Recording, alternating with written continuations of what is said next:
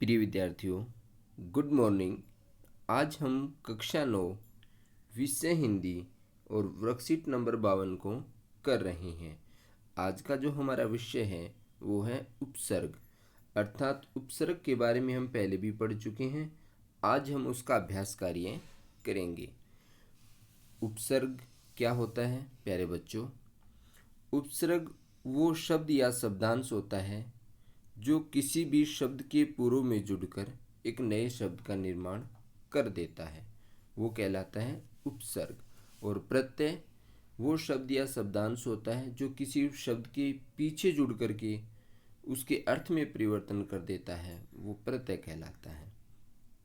प्यारे बच्चों, आज हम हिंदी में जो 5 प्रकार के उपसर्गों का प्रयोग किया जाता है उनके अभ्यास के बारे में जानेंगे। जैसे संस्कृत के उपसर्ग, संस्कृत में 22 उपसर्ग माने जाते हैं। हिंदी में लगभग संस्कृत वाले उपसर्गों का ही प्रयोग होता है, कुछ अपने हिंदी के होते हैं। उर्दू के जो उपसर्ग हैं वे हैं ब, बा, बे, बद, गैर, ना, ला, इस प्रकार से। और अंग्रेजी के उपसर्ग हैं वॉइस, डिप्टी, हेड आदि। और उपसर्गवत जो अव्यय होते हैं वे होते हैं जैसे पुनर, चीर, शह, अंतर, ये उपसर्गवत अव्यय होते हैं। तो प्यारे बच्चों, उपसर्गों की जो है मुख्यतः 3 विशेषताएं होती हैं। क्या?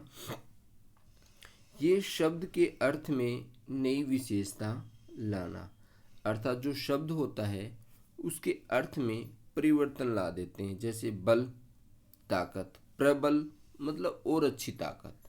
प्र उपसर्ग का उपयोग जो है थोड़ी सी श्रेष्ठता लाने के लिए किया जाता है। शब्द के अर्थ को उलट देना, कई बार जो है उपसर्ग जो है शब्द के अर्थ को भी उलट देते हैं। जैसे सत्य, सत्य में यदि हमने अ उपसर्ग जोड़ दिया तो उसका अर्थ हो जाएगा असत्य।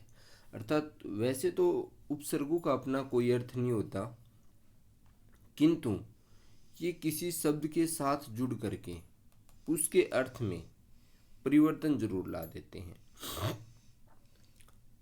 अर्थ में कोई विशेष परिवर्तन न करके मूल अर्थ के आसपास का अर्थ प्रदान करते हैं। उपसर्गों की ये भी एक खास बात होती है कि ये जो है उसमें कोई विशेष परिवर्तन नहीं करते, बल्कि उसके मूल अर्थ के आसपास का ही अर्थ हमें प्रदान करते हैं। जैसे भ्रमण, भ्रमण मतलब घूमना, और परि का मतलब होता है चारों ओर।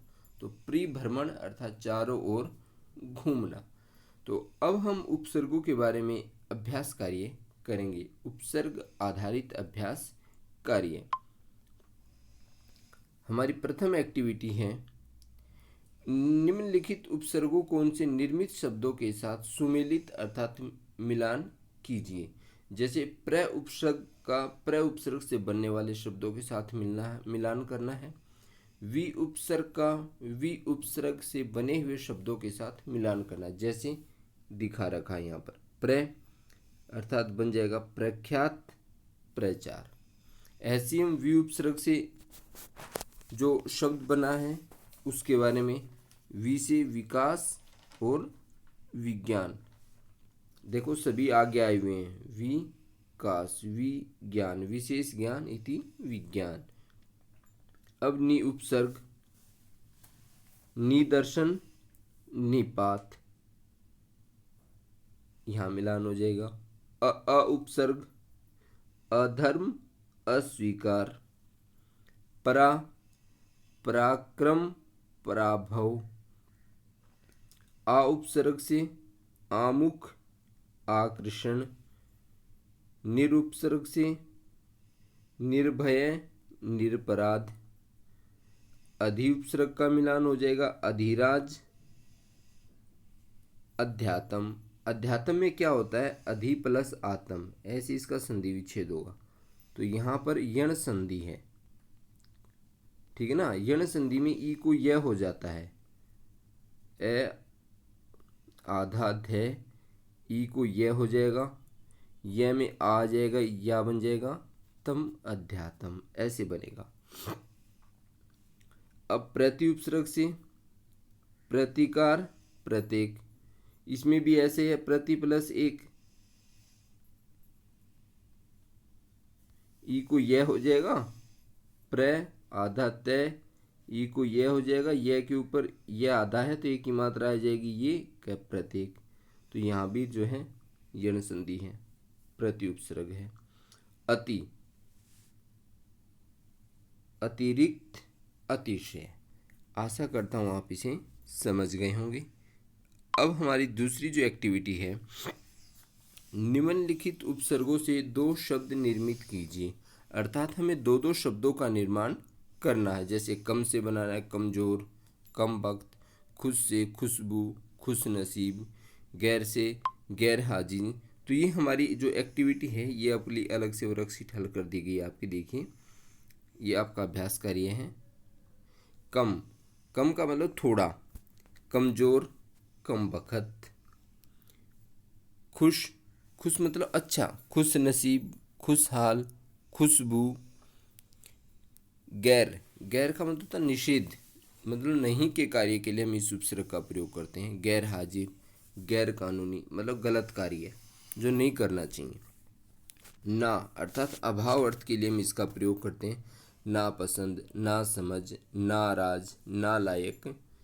बे अर्थात बिना अर्थ में, ये बै बा बे बद ये सब उर्दू के उपसर्ग होते हैं। बेईमान, बेचारा, इस प्रकार से।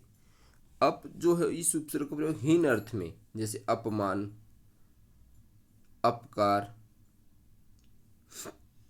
अभी उपसर्ग, अभी उपसर्ग का प्रयोग अधिक या फिर श्रेष्ठ अर्थ में इस उपसर्ग का उपयोग किया जाता है। जैसे अभिमान, अभिज्ञान, अधिज्ञान, इस प्रकार से। सॉरी, अभिमान। अव अर्थात खाली अर्थ में, अवगुण, अवतरण। उत या फिर उद, त को द हो जाता है यहाँ पे एक सूत्र से, तो उत्कर्ष, उत्तीर्ण। उप उपसर्ग का उपयोग जो है गौण या फिर समीप अर्थ में करते हैं। जैसे उपग्रह अर्थात ग्रह के समीप, उपनदी, नदी के समीप, उपनेत्र अर्थात उपनेत्र होता है चश्मा, मतलब नेत्रों के समीप कौन रहता है, चश्मा। दुर समीप, दुराशा, दुरोक्ति। अंतः, अंतः क्रिया या फिर अंतः मन, यहाँ पे एक और लिख सकते हैं आप, अंतः मन।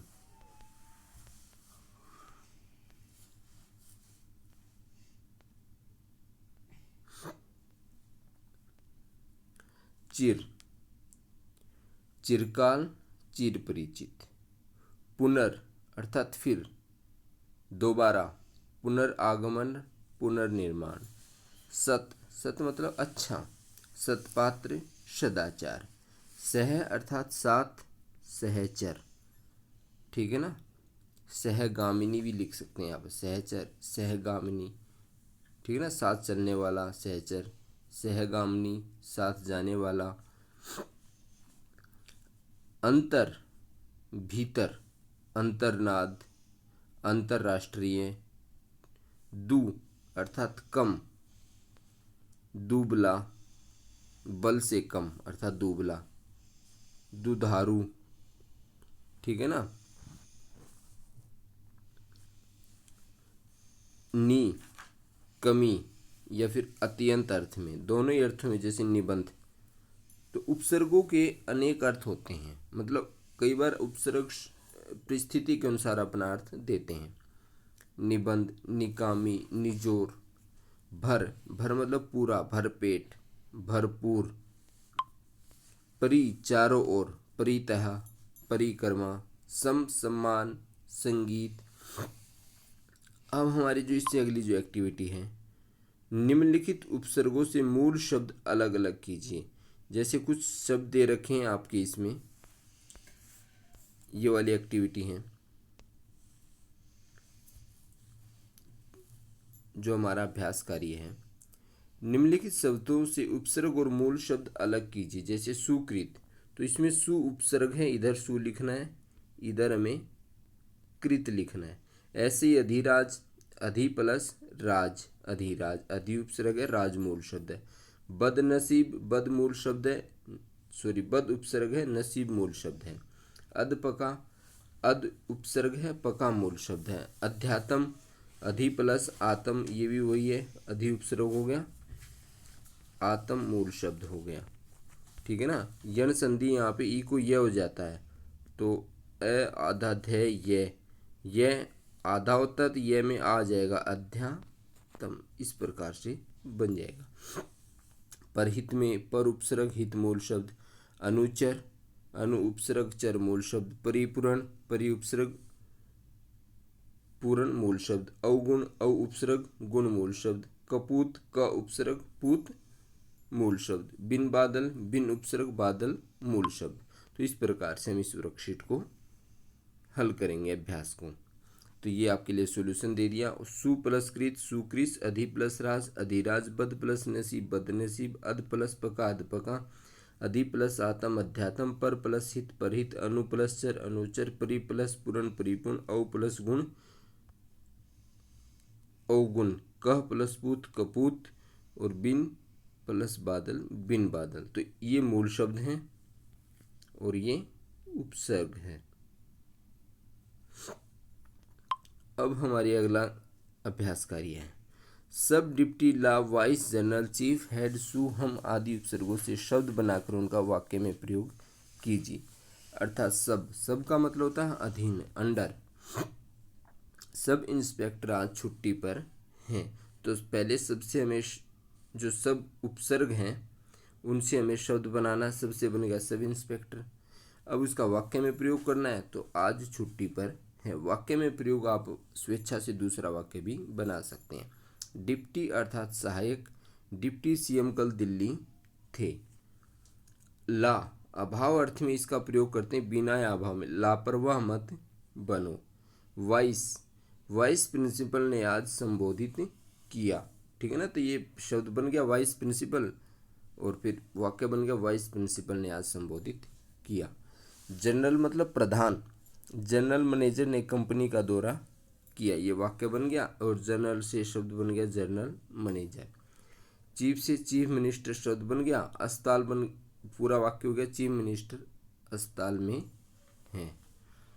हेड मास्टर ने कल दावत दी, तो हेड मास्टर हेड से जो है शब्द बन गया और वाक्य पूरा बन गया हेड मास्टर ने कल दावत दी। सु का मतलब होता अच्छा। सुयोग्य बालक माता पिता का नाम रोशन करते हैं। तो आशा करता हूँ प्यारे बच्चों आप इस वर्कशीट को समझ गए होंगे, और यदि आपने चैनल को सब्सक्राइब नहीं किया है तो आप सब्सक्राइब करें, लाइक करें, सब्सक्राइब करें और अपने मित्रों से सब्सक्राइब भी करवाएं। धन्यवाद।